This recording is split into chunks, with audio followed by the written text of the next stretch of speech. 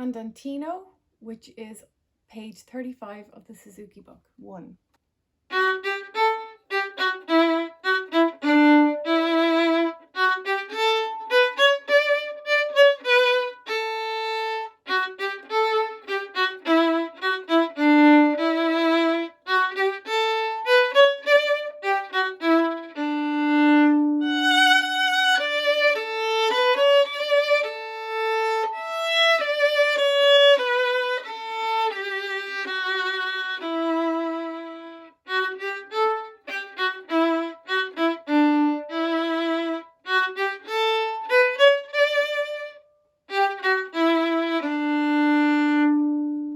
Underneath Andantino, it says to also play Andantino starting on the G string, which would be in G major. So this is Andantino starting on the G string. It is exactly the same fingering as starting on the D, except you go over to the G string.